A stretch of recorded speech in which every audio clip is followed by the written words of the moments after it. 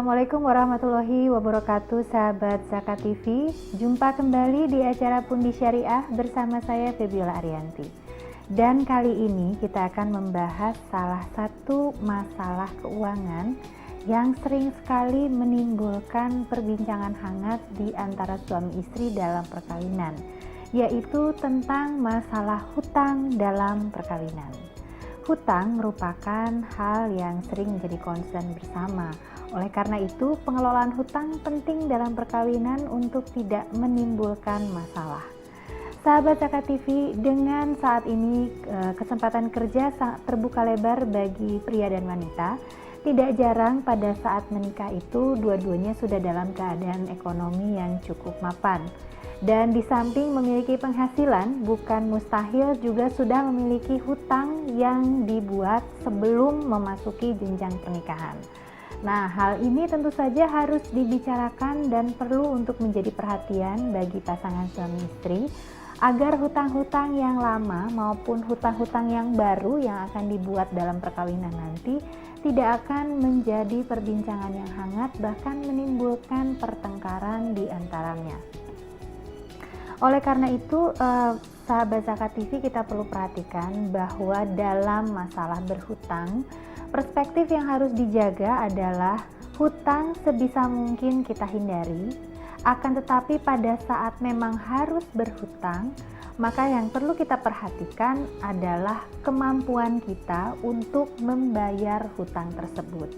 Salah satu adab dari berhutang yang perlu diperhatikan adalah kita dilarang untuk berhutang dengan niat yang buruk.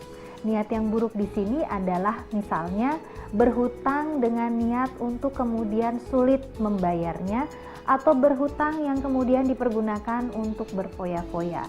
Nah, sahabat Zakat TV, pada saat memasuki pernikahan, idealnya pasangan suami istri itu harusnya tidak mempunyai hutang. Tetapi pada saat mempunyai hutang, maka itulah yang harus dikelola dengan baik. Karena bukan mustahil hutang yang tadinya sudah dimiliki sebelum pernikahan dan menjadi tanggung jawab masing-masing, pada saat sudah menikah maka itu akan menjadi hal yang menjadi tanggung jawab bersama atau paling tidak menjadi hal yang menjadi concern bersama. Karena bagaimanapun pada saat sudah menikah maka akan ada hal-hal yang harus ditanggung bersama oleh suami atau istri, atau mungkin juga ada pengaturan-pengaturan keuangan khusus yang dilakukan oleh pasangan suami istri dalam hal keuangannya. Oleh karena itu perlu untuk menyikapi hutang ini dengan baik sehingga tidak menimbulkan masalah. Berhutang yang akan menimbulkan masalah adalah berhutang pada saat memang tidak mempunyai kemampuan finansial yang mencukupi untuk membayar hutang tersebut. Nah, hal ini perlu diwaspadai karena seringkali yang dimiliki oleh calon pasangan suami istri sebelum menikah adalah bukan hutang untuk membeli aset misalnya. Akan tetapi yang banyak terjadi adalah hutang yang bersifat konsumtif, hutang kredit card banyaknya, dan juga hutang yang dipergunakan untuk menunjang gaya hidup lajang sebelum menikah. Nah, hal ini yang perlu untuk diperhatikan. Idealnya kalau sudah mau menikah maka harus diturunkan level hutang tersebut agar memasuki kehidupan yang baru juga dengan tantangan dan tanggung jawab yang baru, tidak membawa beban hutang yang memberatkan bagi masing-masing pihak maupun bagi kedua belah pihak. Sahabat Zakat TV, kedisiplinan untuk menjaga level hutang Anda atau level cicilan hutang Anda di tingkatan yang bisa di-manage itu sangat penting. Bagi individu maupun bagi keluarga, kita harus mengupayakan bahwa jumlah cicilan hutang kita per bulan itu tidak lebih dari 30% penghasilan kita per bulannya. Nah, mungkin bagi Anda sahabat Zakat TV yang saat ini mau menikah ataupun sudah menikah, ini merupakan saat yang baik untuk mereview berapa rasio hutang Anda saat ini. Apabila masih di bawah 30%, maka Anda tetap harus waspada untuk tidak secara lebih mudah untuk meningkatkannya. Akan tetapi kalau sudah di atas 30%, maka perlu untuk dilakukan upaya-upaya untuk menurunkan hutang tersebut. Nah, sahabat Zakat TV, Apabila seseorang telah mempunyai hutang sebelum menikah, maka setelah menikah konteksnya akan menjadi lebih rumit. Karena apa? Karena pada saat menikah banyak keuangan yang menjadi tanggung jawab bersama. Nah, untuk itu bagi pasangan yang menikah dan sudah mempunyai hutang, maka perlu untuk belajar mengkomunikasikannya dalam konteks keuangan keluarga bersama. Dan hal ini perlu untuk menjadi perhatian dan tanggung jawab bersama-sama. Walaupun memang secara hukum, hutang yang dibuat sebelum menikah menjadi tanggung jawab yang bersangkutan, akan tetapi pada saat menikah dengan kebutuhan yang baru, dengan keperluan rumah tangga yang mungkin baru muncul setelah menikah, maka perlu untuk dikomunikasikan agar supaya masing-masing pihak paham tanggung jawab yang sudah dimiliki dalam hal hutang. Kemudian sahabat Zakat TV, kapan sebenarnya memulai untuk berbicara masalah hutang yang dimiliki? Idealnya pada saat sebelum menikah itu pasangan sudah belajar untuk membicarakan keuangannya secara lebih sehat. Dan hal ini tentu saja kadang-kadang tabu membicarakan tentang hutang, akan tetapi perlu untuk dibicarakan. Karena kadang-kadang juga ada yang saya temui sudah 15 tahun menikah dengan 3 anak, masing-masing pihak tidak pernah tahu berapa penghasilan persis yang dimiliki oleh suami maupun istri. Hal ini tentu saja akan menyulitkan bagi keluarga untuk mempunyai perencanaan keuangan yang lebih baik. Yang saya temukan juga bahwa keluarga atau pasangan yang bisa membicarakan keuangan dengan baik akan cenderung mempunyai keadaan keuangan yang jauh lebih sehat.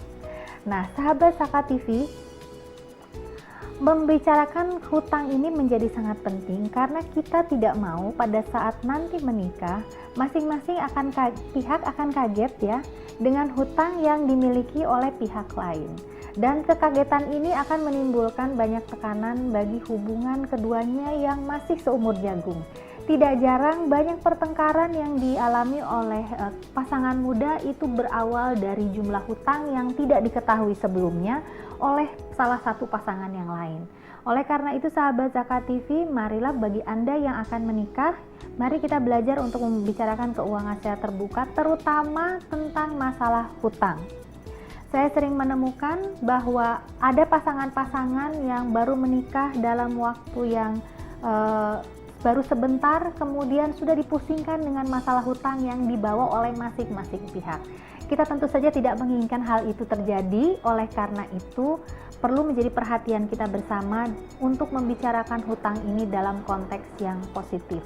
Dan apabila Anda sekarang belum menikah dan masih mempunyai hutang yang banyak, maka perlu untuk mengupayakan untuk menurunkan tingkat hutang yang Anda miliki. Hal ini merupakan wujud tanggung jawab Anda terhadap rumah tangga yang akan Anda bangun, dan juga wujud kasih sayang Anda kepada pasangan untuk tidak membebani pasangan dengan hutang yang akan menimbulkan masalah.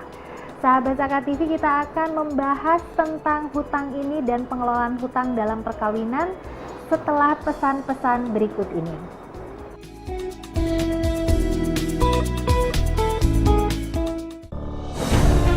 Ketika keindahan dunia merebak keselarasan, berbagi kemesraan.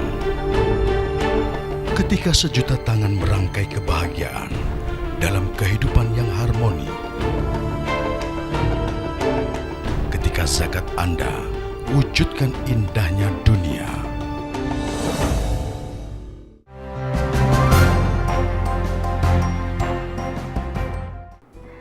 Sahabat Zakat TV, kembali di Pundi Syariah bersama saya Febiola Arianti, dan kali ini kita masih membahas tentang pengelolaan hutang dalam perkawinan.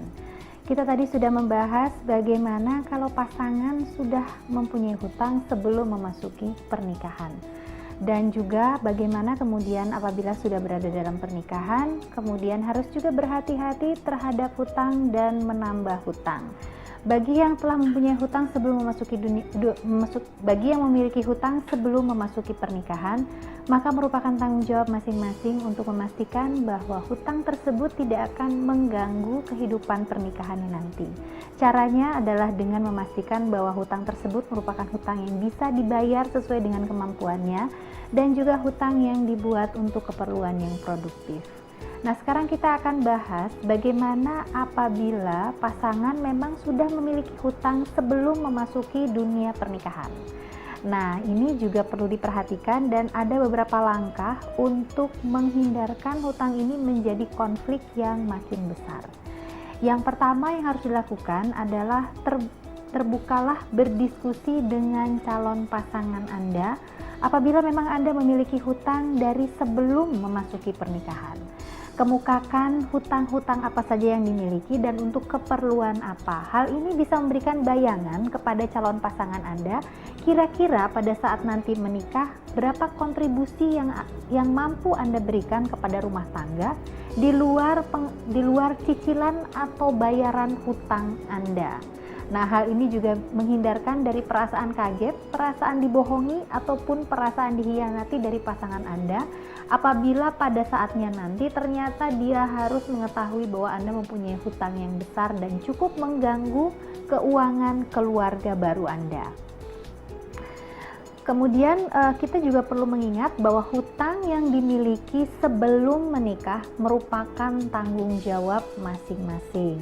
Akan tetapi kenapa ini perlu untuk dibicarakan adalah supaya pembayaran hutang dan jenis hutangnya itu tidak menjadi hal yang kemudian menghalangi keluarga untuk mempunyai perencanaan keuangan yang baik atau juga menghalangi keluarga untuk mempunyai standar hidup yang baik.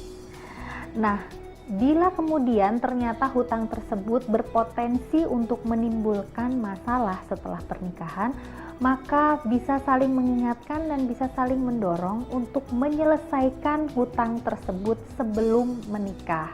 Karena setelah pernikahan maka konsentrasi Anda berdua seharusnya pada bagaimana membangun keuangan yang lebih baik ke depannya dan tidak dibebani oleh hutang-hutang yang kemudian membuat Anda tidak bisa membangun keuangan yang lebih baik.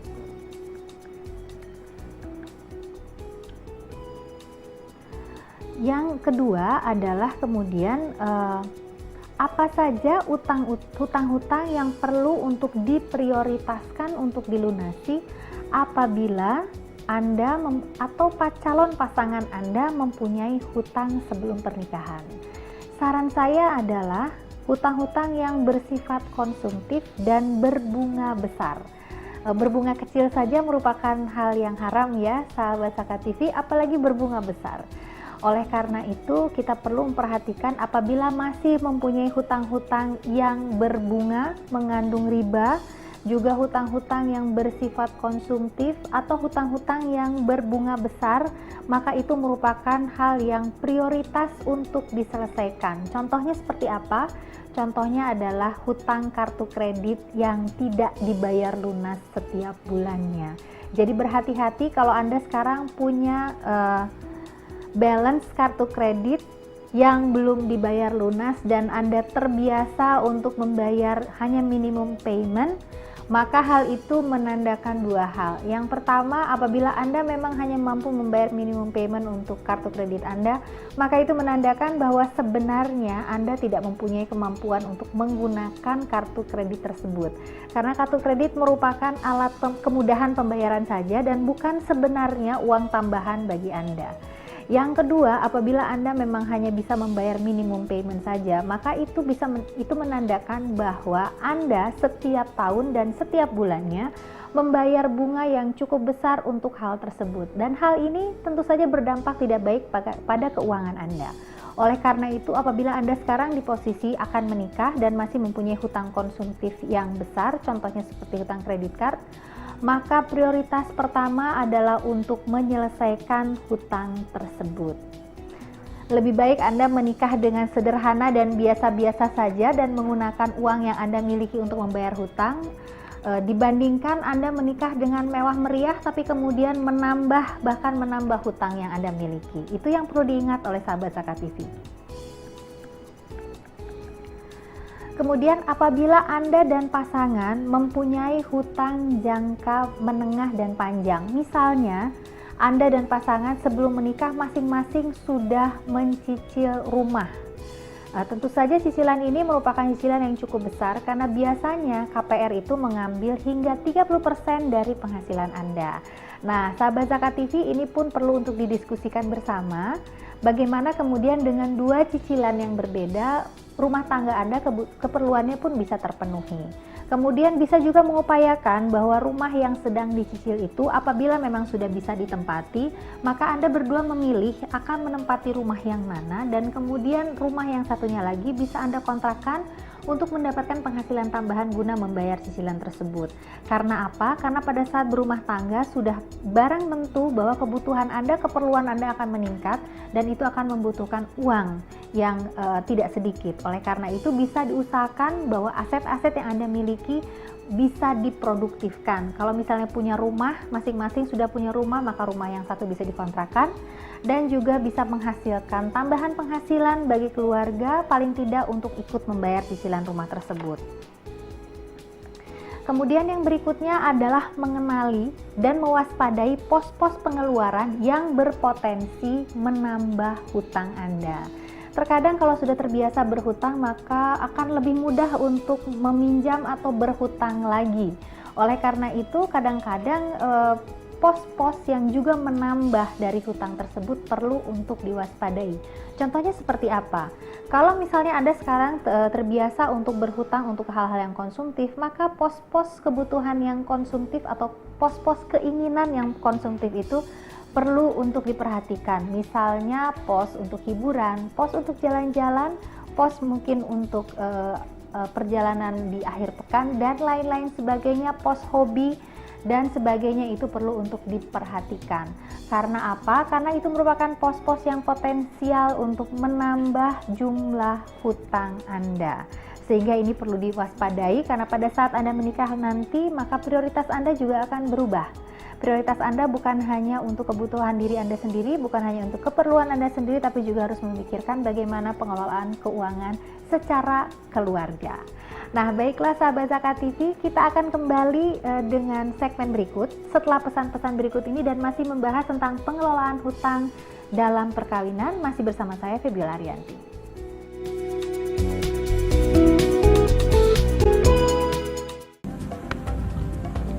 Semangat kemenangan harus berasal dari sportivitas yang datang dari hati.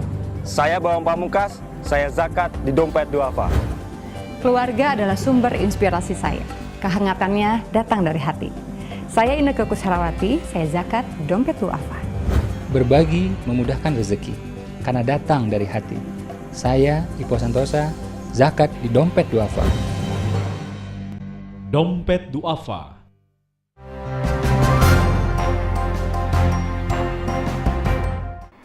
Sahabat Zakat TV, kembali di Pundi Syariah bersama saya Febiola Arianti, dan kita membahas tentang pengelolaan hutang dalam perkawinan. Di segmen tadi kita sudah membahas bagaimana kalau pasangan sudah memiliki hutang sebelum memasuki pernikahan. Nah, sekarang pada saat Anda sudah menikah, tentu saja mungkin Anda membutuhkan untuk berhutang untuk keperluan-keperluan tertentu.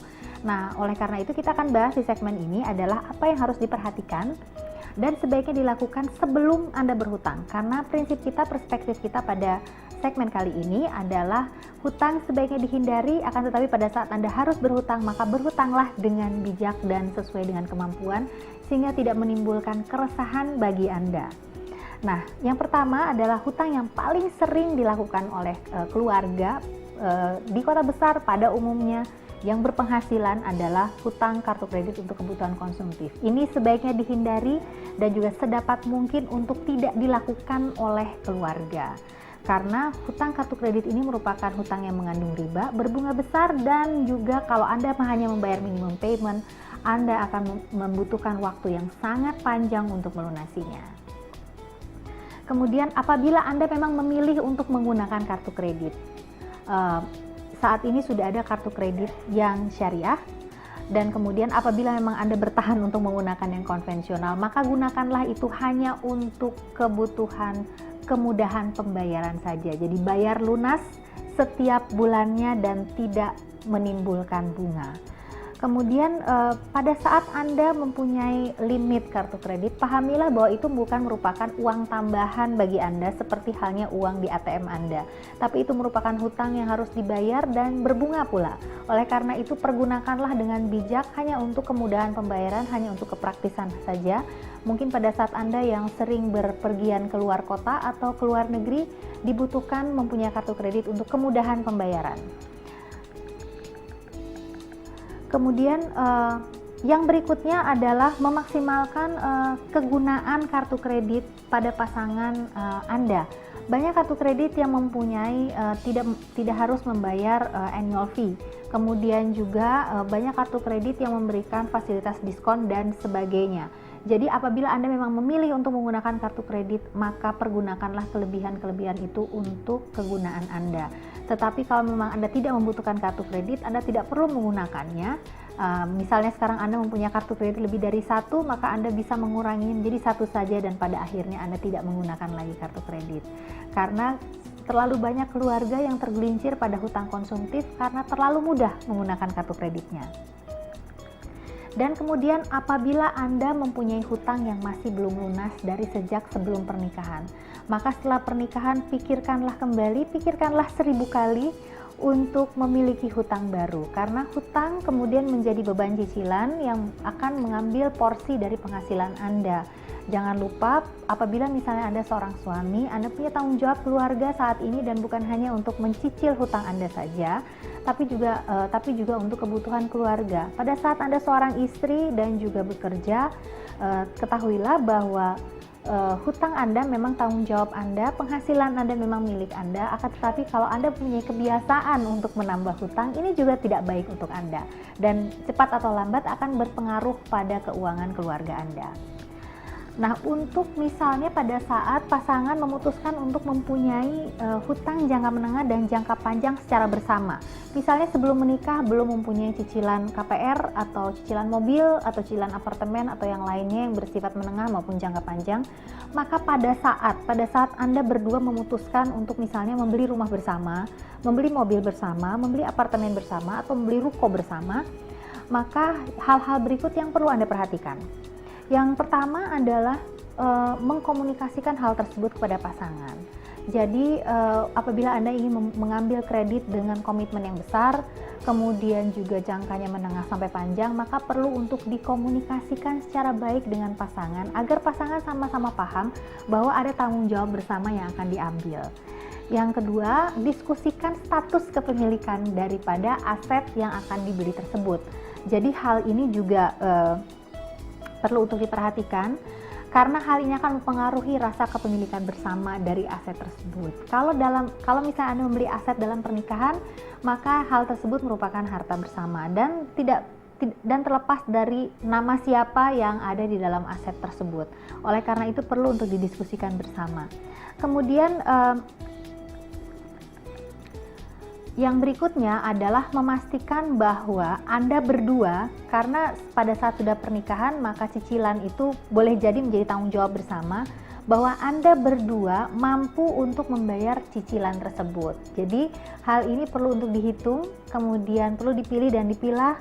Misalnya Anda membeli rumah, maka perlu didiskusikan membeli rumah yang di harga berapa, cicilan setiap bulannya berapa, dan kemudian apakah cicilan tersebut mampu untuk ditangani oleh Anda berdua. Kemudian pikirkan juga konsekuensi-konsekuensi dari memiliki cicilan tersebut. Jadi apabila Anda mengambil kredit atau cicilan untuk rumah, maka pasti ada konsekuensi pada keuangan Anda. Misalnya Anda harus lebih berhemat pada pos-pos pengeluaran tertentu dan aturlah pos-pos pengeluaran tersebut sebelum Anda mengambil kredit. Jadi terkadang kesalahan yang dilakukan adalah tidak mengatur pos-pos yang sebenarnya bisa diefisienkan, kemudian mengambil kredit dan pada akhirnya untuk kebutuhan sehari-hari kemudian menjadi kurang. Oleh karena itu bijak-bijaklah sebelum mengambil kredit, baik itu untuk membeli aset ataupun yang lainnya, dan menghitung pos-pos apa saja yang bisa diefisienkan dengan penghasilan yang Anda miliki saat ini. Kemudian bagi pasangan yang salah satunya memiliki penghasilan yang tidak tetap atau berfluktuasi, maka ada satu PR besar lagi sebelum kemudian mengambil kredit dengan jangka menengah dan panjang untuk membeli aset adalah untuk memastikan mempunyai dana darurat yang cukup. Nah, dana darurat yang cukup ini untuk mengantisipasi pada saat misalnya salah satu kehilangan pekerjaan, atau misalnya pada pasangan yang bekerja tidak tetap masih bisa untuk menutup cicilan tersebut walaupun pada saat itu tidak sedang mendapatkan pekerjaan. Jadi bagi yang punya penghasilan tidak tetap dan ingin mengambil kredit jangka menengah dan jangka panjang, ingin mencicil misalnya rumah dan sebagainya baik dengan skema yang syariah, maka perlu diperhatikan untuk memiliki cukup dana darurat. Kemudian pasangan perlu juga memperkirakan hal-hal yang mungkin terjadi pada saat sudah memiliki cicilan. Ya, jadi misalnya pada saat di tengah-tengah cicilan istri harus berhenti bekerja karena harus membesarkan anak, atau terdapat hal-hal yang lain yang menyebabkan salah satu kehilangan kemampuan untuk mempunyai penghasilan. Nah, disinilah pentingnya mempunyai dana cadangan bagi situasi-situasi tersebut.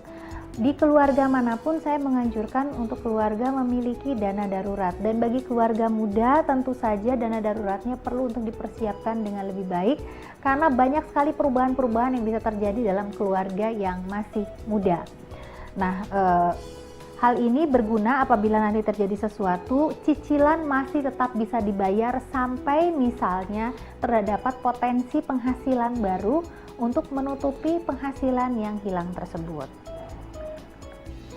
Kemudian yang berikutnya adalah menyesuaikan tujuan awal berhutang dengan kegunaan hutang tersebut. Saat ini banyak sekali terdapat penawaran-penawaran untuk kredit yang dilakukan dengan sangat mudah. Kita sebagai nasabah harus berhati-hati, dan apabila kita juga sebagai seorang muslim, kita juga harus berhati-hati pada kredit-kredit yang mengandung bunga atau mengandung riba. Oleh karena itu kita harus mencocokkan kegunaan daripada hutang yang kita lakukan itu dengan kegunaannya. Contohnya misalnya kalau berhutang untuk keperluan usaha, maka sebaiknya hanya dipergunakan untuk usaha dan tidak dipergunakan untuk kepentingan pribadi. Nah, ini juga suatu cara untuk membatasi bahwa Anda berhutang sesuai dengan yang diperlukan saja. Yang terakhir adalah apabila Anda berhutang untuk keperluan usaha, maka pastikan bahwa hutang tersebut atas nama usaha dan bukan atas nama pribadi. Hal ini tentu saja berkaitan dengan konsekuensi legal yang berkaitan dengan hutang tersebut. Dan satu lagi yang sering terjadi dan menimbulkan masalah adalah berhutang atas nama Anda, akan tetapi penggunaan uang hasil berhutang tersebut dipergunakan oleh orang lain.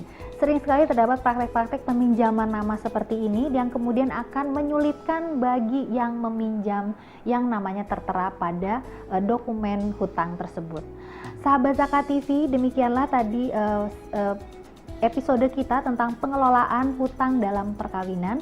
Mudah-mudahan apa yang disampaikan tersebut mempunyai banyak kegunaan bagi Anda, dan pesan saya adalah berhati-hatilah dalam berhutang dan kelolalah hutang dalam keluarga dengan baik sehingga tidak menimbulkan masalah. Saya Febiola Arianti dan kita bertemu lagi di episode lain dari Pundi Syariah. Wabillahi taufiq wal hidayah. Wassalamualaikum warahmatullahi wabarakatuh.